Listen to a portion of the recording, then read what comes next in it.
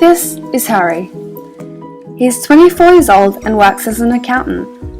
Harry loves his food and frequently visits his favourite restaurant, McDonald's. At his regular checkup, his doctor was concerned for his health. Harry was surprised at the doctor's concern. He thought he was a little overweight, but didn't think it was a big issue. The doctor suggested that they run some tests. The doctor found that Harry was 177 centimeters tall and weighed 108 kilograms. After this, he calculated Harry's BMI. BMI, or body mass index, is a ratio of weight to height and gives us an indication of your health. Harry's BMI turned out to be 34. An ideal BMI is 18.5 to 25. Anything over 25 is overweight and exceeding 30 is considered to be obese. Since Harry's BMI is 34, he is in the highest category and is obese. The doctor explained that Harry is only one of the 63% of Australians who are overweight or obese. After this, the doctor asked Harry about his lifestyle. He explained that he spends most of the day sitting down at his desk for work and often goes out for fast food and takeaway, as it is quick and he often doesn't get time to cook for himself. As well as this, Harry enjoys a couple of beers an evening to help him unwind from his stressful job. Harry really loves his junk foods and couldn't think of living without them.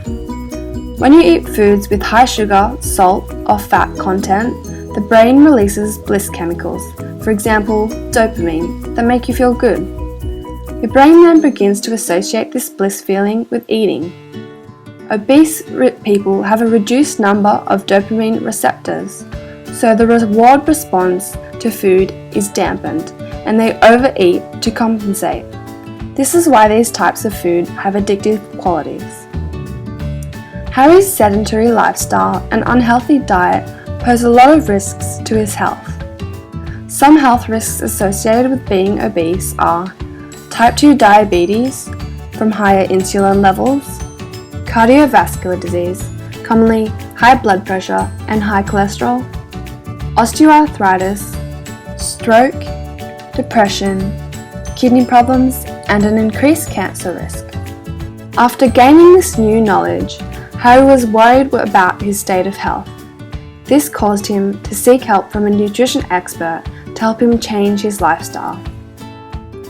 The doctor sent Harry to a dietitian to organise a personalised diet plan.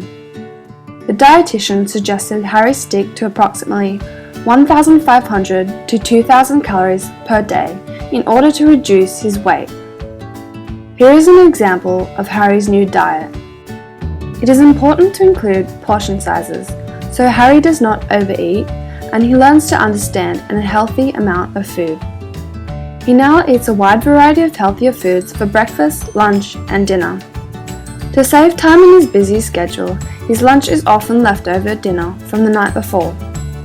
It is also important to include plenty of healthy snacks to avoid being overly hungry before main meals.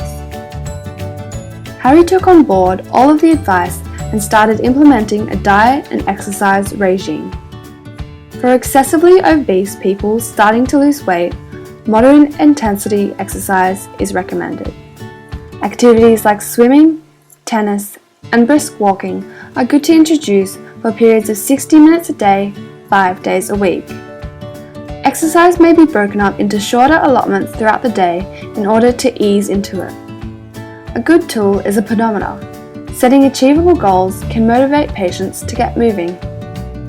Harry enjoys walking his dog and going for a swim at his local pool. He takes a boot camp class with his friend Andrew on weekends and enjoys the competitive atmosphere. 6 months later, Harry is feeling healthier and has lost weight. He decides to return to the doctors. Harry's weight was reduced to 93 kilograms, making his BMI 29 and moving him into only the overweight category. The doctor was pleased with Harry's progress. He asked him how everything was going and if he was struggling with anything. Harry explained the diet was going great, but he had some questions about a rapid weight loss diet he had recently read about online. The fad diet consisted of a juice cleanse and very little food intake. The doctor encouraged Harry to avoid fad diets because they are unreliable weight loss tools and can have extreme health risks. He also clarified that fad diets are unsustainable. They either only work for a short period of time or the weight is easily gained again upon completion. This is because fat cells, or adipocytes, shrink during rapid weight loss. However, the weight is easily regained as there is still the same number of fat cells as before. A good diet and proper lifestyle changes gradually decrease the number of fat cells, and so the weight loss is more sustainable. Harry was content with the doctor's explanation and so decided to continue with his current diet and lifestyle changes. Harry is now enjoying the benefits of a more energetic lifestyle. He's also found that he appreciates exercise and eating healthy foods. He enjoys a more positive body image and has been able to cope with workplace stress more efficiently. Harry has learned and demonstrated that physical activity not only provides efficient weight loss, but also lowers BMI, waist circumference, body fat, blood pressure, and insulin levels. All of these contribute to reducing Harry's previous health risk.